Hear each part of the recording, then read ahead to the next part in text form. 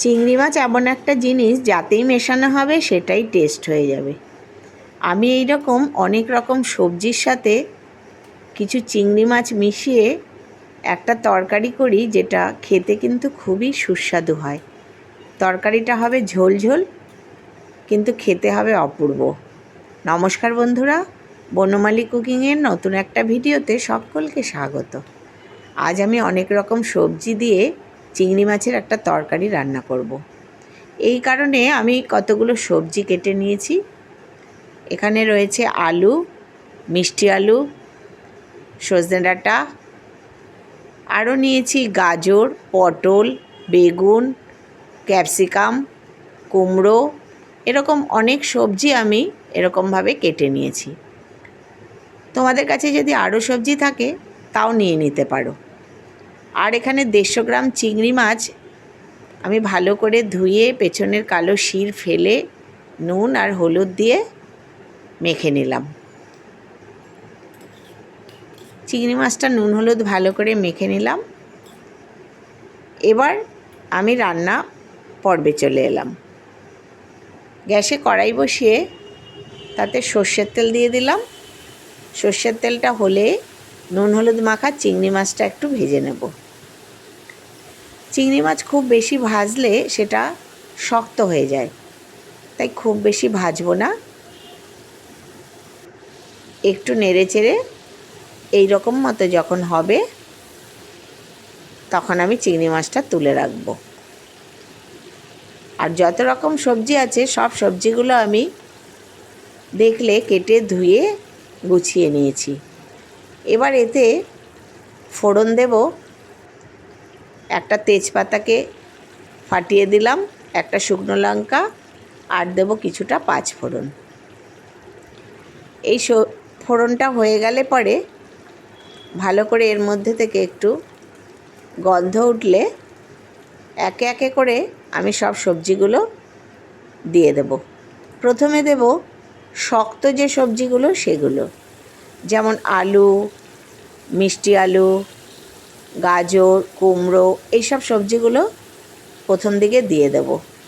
এর সাথে আরও সবজি যেমন গাঁটিকচু বা আরও অনেক রকম পেঁপে, এইসব শক্ত সবজিও দেওয়া যেতে পারে।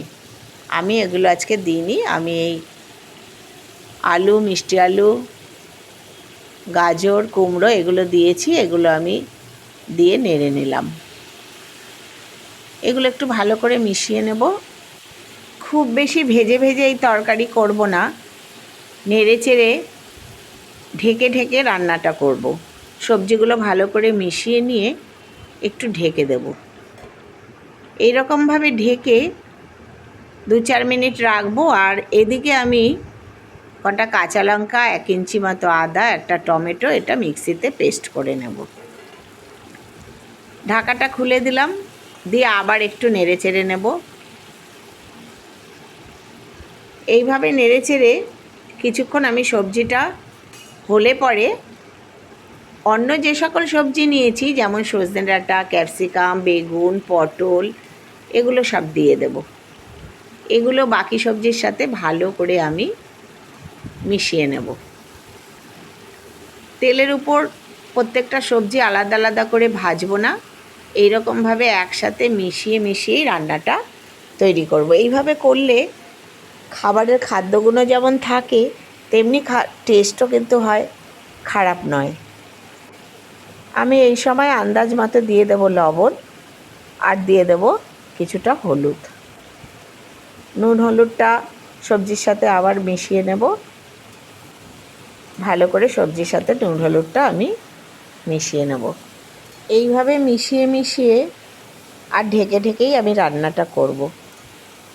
সব সবজিগুলো আবার একবার মিশিয়ে নিলাম, এবার আবার ঢেকে দেব। এইভাবে 2-3 বার ঢেকে ঢেকে রান্না করলে সবজিটা মোটামুটি অনেকটাই সেদ্ধ হয়ে যায়। ঢাকা খুলে দিলাম, দিয়ে এবার একটু নেড়ে দেব। আর নেড়ে এর মধ্যে যে মশলাটা আমি করে নিয়েছি, আদা, কাঁচা লঙ্কা এবং টমেটো, এই পেস্টটা আমি এবার এর মধ্যে দিয়ে দেব। আর এছাড়াও আমি কিছু মশলা বাটিতে করে আগে একটু গুলে রেখেছি, যেমন 1 চামচ মতো ধনে গুঁড়ো, 1 চামচ জিরে গুঁড়ো, আর একটু হলুদ, আর একটু কাশ্মীরি লঙ্কার গুঁড়ো। এটা জলের মধ্যে আমি গুলে নিয়েছি।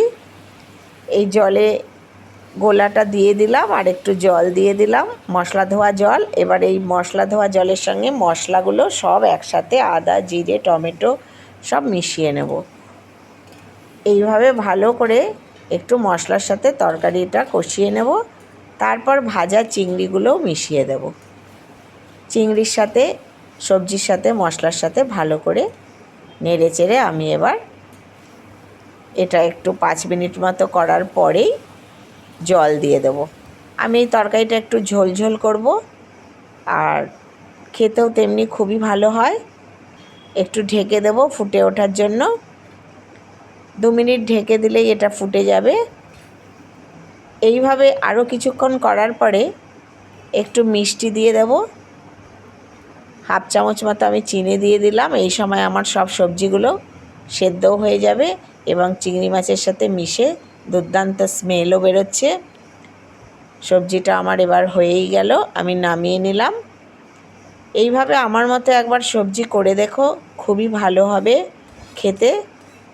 আর আমার ভিডিও যদি ভালো লাগে তাহলে লাইক, কমেন্ট এবং শেয়ার করো। সাবস্ক্রাইব করে আমার পাশে থাকার জন্য অনুরোধ রইল।